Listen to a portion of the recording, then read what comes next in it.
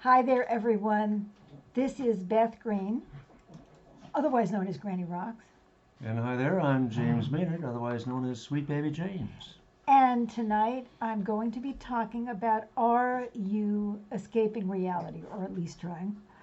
Or why? And is it helping? But before I get onto this topic, which I think a lot of people can relate to, first I'd like Sweet Baby James to introduce our show. Yes, welcome everybody to Granny Rocks, where every Wednesday at 6:30 p.m. Pacific, Granny shares on a different topic and shares with her wit, her wisdom, and her very uncommon sense. So without further ado, here's Granny. So, you know, we all try to escape reality. We Mm-hmm. either do escape it or we try to escape it. And I'm not knocking it, saying 100% it's always terrible, but there's a lot to be said both ways about why we're doing it and if it actually helps anything and when does it help. So I've got a lot to actually share about this. And but before I do, I want to encourage you to chat because we are currently live streaming and I'm trying to watch the live video so that I can watch your comments. There we are. Oh, Catalina said good evening in the heart. Thank you, Catalina. Hi, At least we Catalina. know that someone is there and we are in fact streaming. So I want you to be thinking about yourself in this, right? Hmm, So my favorite subject. Amy said, hi, you sweethearts, and sends hearts Hi. too. And Hi, Tracy says hello Tracy. and sends hearts and a wave. And thank you, guys. Thank you so much. So, you know, there is this guy, Buddha, right, Right. who is the founder of Buddhism. And he grew up in a palace. Here's the story, right, of Siddhartha. He grew up in a palace, and everybody was trying to protect him from experiencing or even seeing suffering. And so he went out there because he wanted to, see reality. So he went out there to suffer and to see suffering. Well, most of us don't have that luxury. We're already suffering. We're, we're not growing up in a palace. It kind of reminds me of that Eddie Murphy movie about Coming coming to to America, America right? And I know the sequel is coming up, or it already has. in a couple of days. And Sudarta said, hi, hi. Very interesting. Oh, Siddhartha, many wow. loves to you. Hi, Siddhartha. So, because that's, Buddha's name was Siddhartha. So, anyway, so I started thinking about this topic because I think pretty much everybody tries to escape reality sometimes or many times or often. It's like, why do we want to?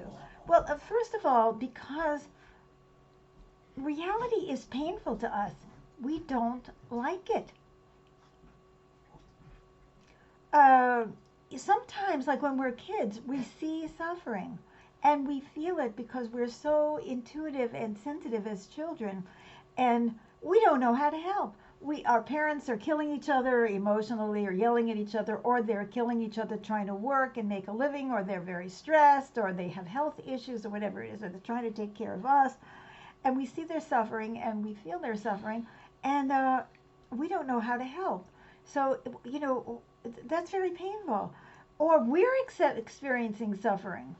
And Nika Lendu says, good morning. Well, good morning to you, too. I probably have completely mispronounced your name, but whatever. You're so welcome. So we're experiencing suffering, physical suffering, emotional suffering. The other kids don't like us. The kids, our parents are beating us, or they're suppressing us, or um, we're all poor, we're hungry. I mean, we're sick. And, as adults, my God, the suffering we all go through every day. I don't know, women uh, shave and pull their hair, and, I mean, that's suffering. It's needless suffering as far as I'm concerned. And so Sudarta said, Oya Tolerancy. tolerancy in Indonesia. Okay, wonderful. So this person uh, Indonesian. is Indonesian. Thank you for joining us. Mm-hmm. So now we have to look at the two different kind of sufferings. There's suffering that's real, that is painful to us, And that is what I've just been describing: real pain, real suffering, looking at the world, being devastated by what we see. And then there's the ego suffering, right? Mm. Like, I'm not getting what I want. Okay, Elizabeth said hi and sent a heart. Hello, Elizabeth. I'm not getting what I want, or what I think I should have, or what I think I need, and I don't like it. Or it could be I'm losing in a competition. Oh my God, that is such ego suffering. It's like it doesn't really matter because I don't know what we're competing for anyway. The world is a mess. Let's try to help it. But no, we have to compete because we have to be, the bigger worm, or the worm who eats the bigger piece of cheese. I know that doesn't fit, but anyway, I don't know what worms eat. Uh, or, I'm afraid of how I may look to others. So that's a kind of ego suffering. And, then there's the kind of suffering that is about the suffering we think we're going to have. Every time I think about that, I'm going to go to the dentist. I'm already suffering. I'm Preemptive anticipatory. suffering. Right. Anticipatory suffering. So, anyway, so how do we cope? So, many of us just try to escape those realities, right? So for some of us, it's through our minds. The problem does not exist. Mm. I mean, problem? What problem? And that's very common, isn't it? Mm-hmm. It's like, if I don't see it, it's not there. I just don't look at it. Like So the ostrich, you bury your head in the sand, you don't see the threat. that's right, exactly. Or the pain, or I don't want to see the homeless people because I don't know what to do about their suffering. So there's a lot of ways in which we just pretend, and then we can avoid suffering. Okay, now, for some of us, we cope through manipulating the physical world. For example, we can try to dominate someone or something else to make ourselves feel better. Todd said hi. Hi, Hi, Todd. Todd. Glad to see you tonight.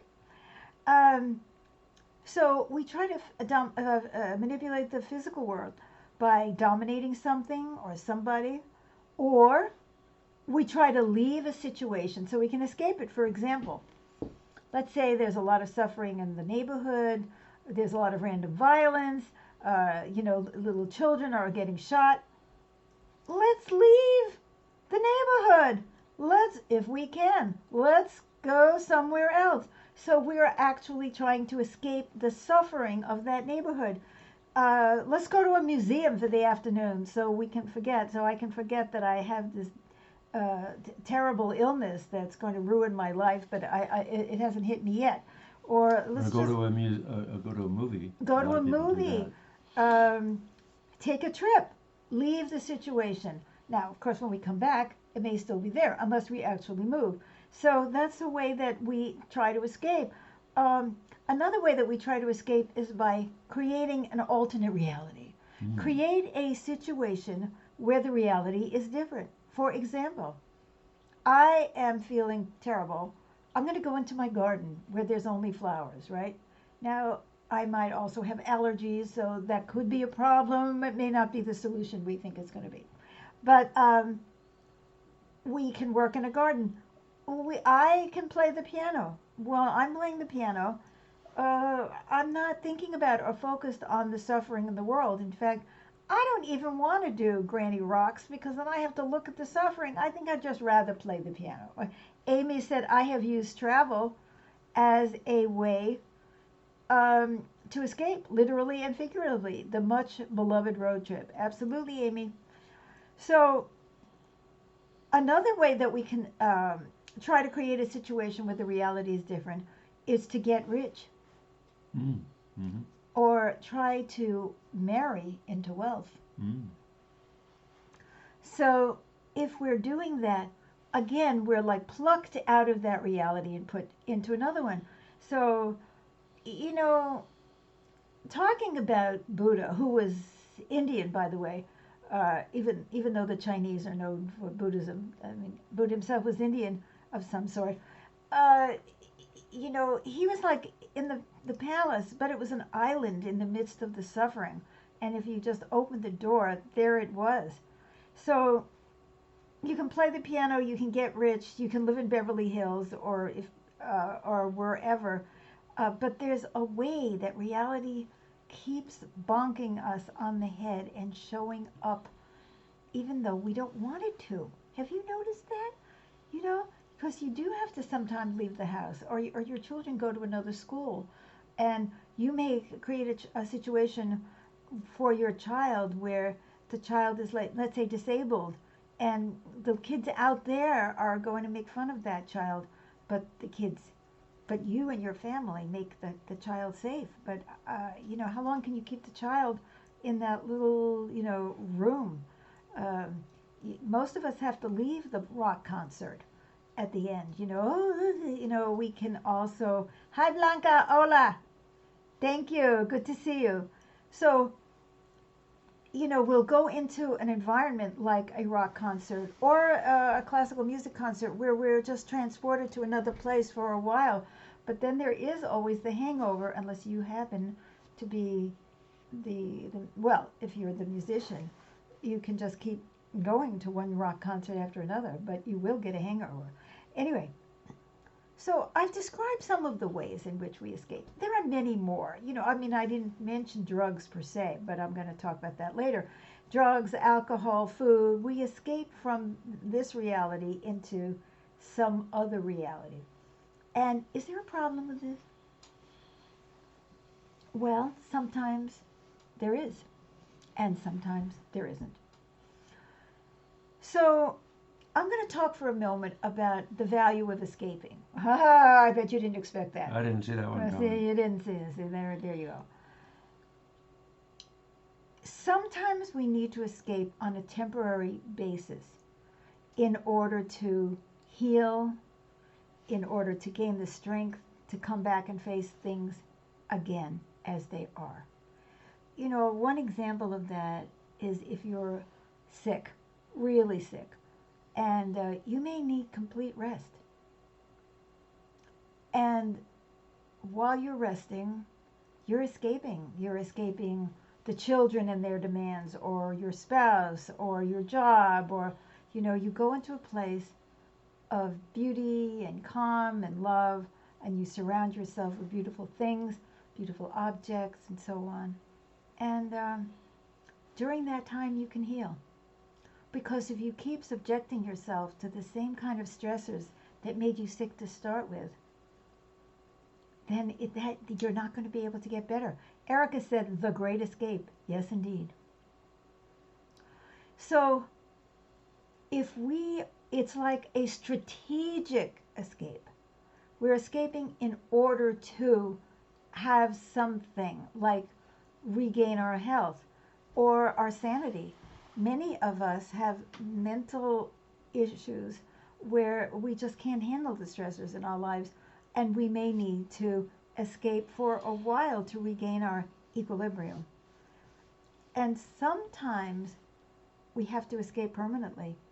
For example, let's say you are in unbearable pain and you have found some technique or tool or medication that makes that unbearable pain go away or at least more bearable. You may choose to escape because there is no value in your suffering. If your suffering has no value, if you aren't learning anything, if you can't get better, if you can't help yourself, then it's understandable. Death is the permanent escape, I would say. Mm-hmm. And sometimes it is what we choose. Sometimes we euthanize a beloved animal. Sometimes we would like to euthanize a beloved person, but we're not allowed to unless they're in a state where you can do that, but in only terminal cases. Sometimes we wish that we could euthanize ourselves. Sometimes we do. So I don't fault anybody for it. I just say I get it. However, there's a lot of times when escaping is absolutely the worst thing we can do. Maybe in a temporary way. All right, I'm going to take, an ibuprofen right now because my back is killing me. And then I can start feeling a little bit better and I can exercise and I can strengthen myself again. You see, there's a perfect example of where you're using an escape from the reality in order to strengthen yourself, in order to come back and deal with that reality. But what about all the negative sides of escaping? Things can see, a lot of escape is about pretending that things are not the way they are. You're fluttering your eyelashes, you're using a big fan, you're having cosmetic surgery, and you think that you're fooling somebody, that you're not getting old. That's a reality that you want to escape. Now, you could be botching up your face, you could be putting a lot of stress on your body, trying to pretend that you're not aging, rather than just saying, gee, I'm aging. Cool. Look at these wrinkles. I'm so proud. You're not going to see me in cosmetic surgery. I have had plastic surgery, but just because I've had a lot of cancer on my face. Or things can get worse while we're pretending because, this is kind of silly.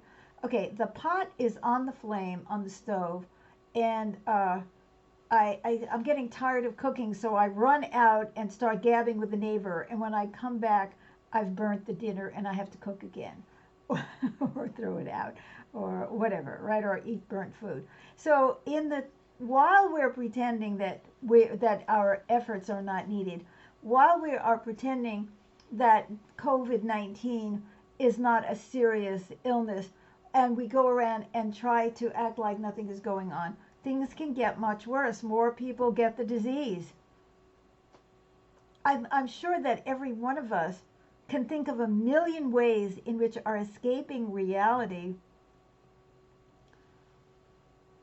cause things to get worse because we're not dealing with it.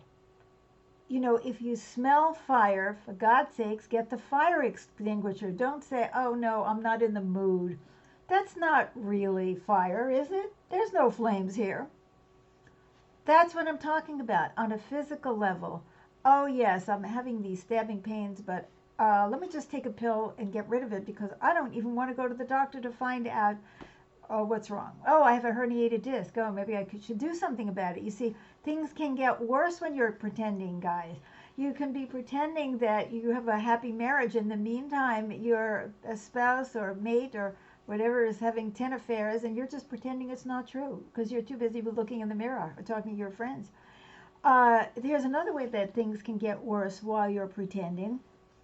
You can be drinking or eating obsessively or taking drugs. And while you're pretending that nothing is wrong because you're busy trying to escape reality, you're actually getting worse because of what you're doing. See, I was talking about how you can get worse despite what you're doing, right? But this is because of what you're doing. The alcohol will make you sicker, and now you've lost your job, right? Because you came in drunk 5 times, and you have financial problems, and so you drink to escape feeling that the stress of it, and then you lose your job, or your spouse or your children won't talk to you anymore, or all your friends won't hate you. Same thing about neglecting your health. If you're just covering it up and pretending, your health could actually be getting worse. Or you could be ignoring your children's problems because you just keep wanting to pretend that your kids are doing perfectly fine. They're fine, aren't they? Of course they're fine. Just absolutely fine. Fine. So what I'm asking you to do right now is to take a look and see whether you are escaping some reality. Ask yourself why, and then ask yourself, is the escape helping you, giving you a chance to regain strength or come back or get information so you can come back and deal with reality, or is it hurting you?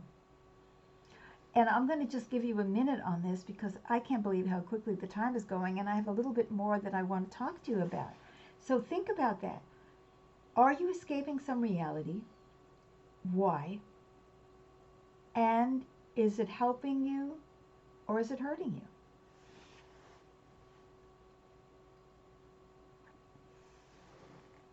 So we'll be quiet as we just ponder that question.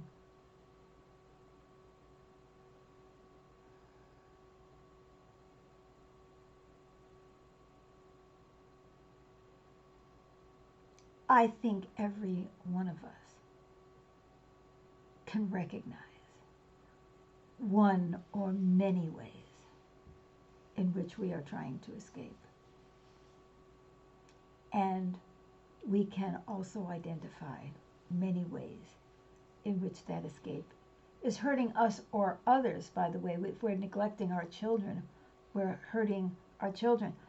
I think I'm a lousy mother, so I think I'm going to go party and have a drink so I don't have to face that feeling. Meanwhile, I abandon my children, and then I really am an even worse mother, and it feels bad.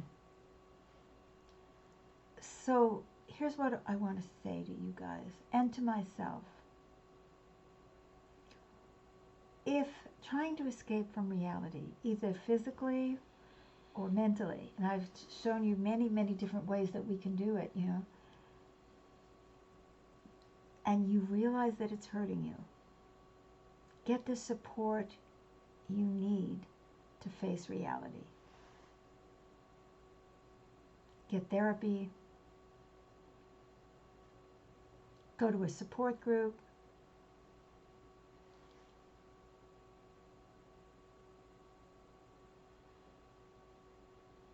read up on your problems,